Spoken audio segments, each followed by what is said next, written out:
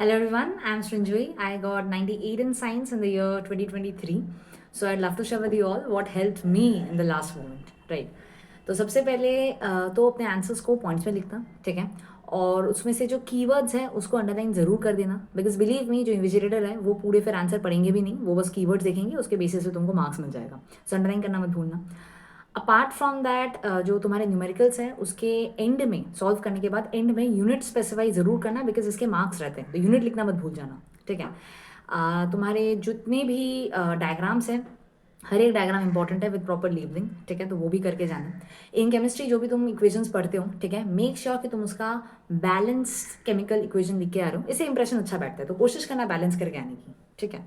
Apart from that देखो, तुम्हारा जो क्वेश्चन पेपर है उसमें जितने भी क्वेश्चन है सारे के सारे एनसीईआरटी से ही आने हैं, इसलिए मेक श्योर एनसीईआरटी को तुम बार बार पढ़ रहे हो, ठीक है? और उसका हर एक लाइन तुम पढ़ रहे हो, कुछ भी स्किप करके नहीं जाना है. जिससे जितने भी बॉक्सेस हैं, एक्टिविटीज़ हैं, कीवर्ड्स हैं, हर एक चीज़ प्रॉपर रीजनिंग के साथ, प्रॉपर एक्सप्लेनेशन के साथ कि क्यों हो रहा है पता होना चाहिए, right? And apart from that एक टाइप का क्वेश्चन आता है विच इज असर्शन रीजनिंग. तो इसमें मैं पर्सनली क्या करती थी, not just for science, for all the subjects, मैं क्या करती थी, सबसे पहले तो ये देखो कि तुम्हारे जो दो स्टेटमेंट्स हैं वो सही है कि नहीं, बिकॉज अगर उसमें से कोई एक भी गलत है तो हो ही गया, फॉल्स हो गया मतलब हो ही गया.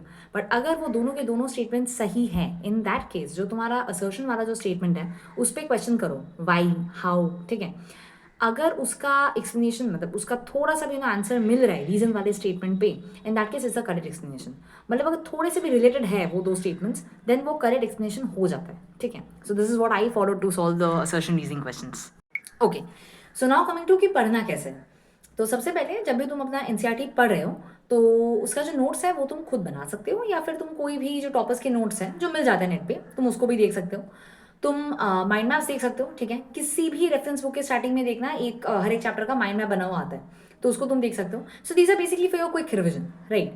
मैंने क्या किया था, मैंने एक पेपर पे जितने भी केमिस्ट्री के इक्वेशन है सारे लिखे थे, एक पेपर पे जितने भी फिजिक्स के फॉर्मुलाज है सारे लिखे थे, और उन दोनों पेपर को मैंने अपने टेबल के सामने चिपका दिया था, और उसको मैं हर दिन देखती थी.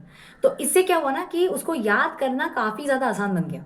So you can try this thing. Apart from that जब भी तुम अपना एनसीईआरटी पढ़ रहे हो तो उसके जितने भी डेफिनेशंस हैं उसको एकदम अच्छी तरह से पढ़ना है, ठीक है? वन लाइन डेफिनेशंस, से for example what is current या फिर व्हाट इज रेसिडिविटी, इस तरीके की चीज़ें, ठीक है? मतलब क्या है कि ऐसा नहीं है कि इससे डायरेक्ट क्वेश्चन पूछा जाएगा, इससे एप्लीकेशन बेस्ड क्वेश्चन ही पूछे जाएंगे. बट उस एप्लीकेशन बेस्ड क्वेश्चन में अगर तुम एक लाइन लिख दोगे कि से फॉर एग्जांपल करंट क्या है, फिर रेसिडिविटी क्या है, ठीक है, लिख दोगे, उसके बाद तुम बाकी एप्लीकेशन पे जाओगे, तो इससे क्या होता है कि इन्विजिलेटर के सामने ना इंप्रेशन काफ़ी अच्छा बैठता है. सो जब भी तुम एनसीईआरटी पढ़ो हर एक डेफिनेशन को अच्छी तरह से प्रिपेयर करते हुए चलो, ठीक है? अच्छा, अब साइंस में थ्योरी के साथ साथ question practice is a must. तो सबसे पहले तो एनसीईआरटी के अंदर जितने भी इंडेक्स क्वेश्चंस है, बैक एंड क्वेश्चंस है, सॉल्व एग्जांपल्स है, हर एक चीज़ करना है, ठीक है? एनसीईआरटी का कोई भी चीज़ स्किप मत कर देना, ओके? एंड आजकल तो बहुत ज़्यादा एप्लीकेशन बेस्ड क्वेश्चन या फिर कॉम्पिटेंसी बेस्ड क्वेश्चन पूछा जा रहा है.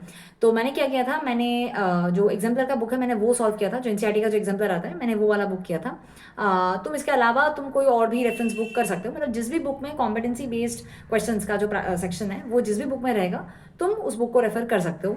तुम यूट्यूब पे भी देख सकते हो, ठीक है? बहुत सारे वीडियोस मिल जाते हैं जहाँ पे इन कॉम्पिटेंसी बेस्ड क्वेश्चंस का प्रैक्टिस करवाया जा रहा है. सो उसको भी तुम देख सकते हो यूट्यूब पे, जिस भी टीचर से तुमको समझ में आए तुम उनका वीडियो देख सकते हो, राइट?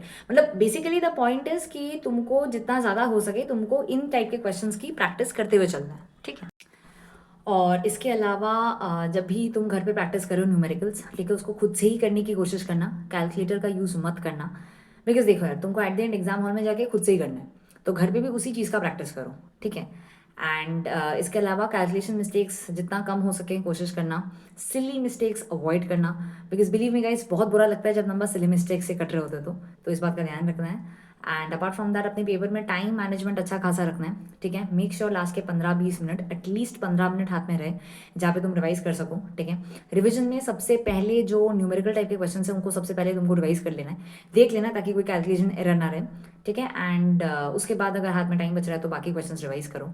घर पे भी जब तुम पीवाईक्यू सॉल्व करो या फिर कोई सैम्पल पेपर कर रहे हो तो टाइमर लगाते हुए करना, ठीक है? तो इससे क्या होता है ना कि मतलब वो प्रैक्टिस हो जाती है टाइम मैनेजमेंट की, कि 3 घंटे का पेपर तुमको 2.5 घंटे के आसपास कंप्लीट करना है, जिससे कि हाथ में टाइम बचे फॉर योर रिविजन.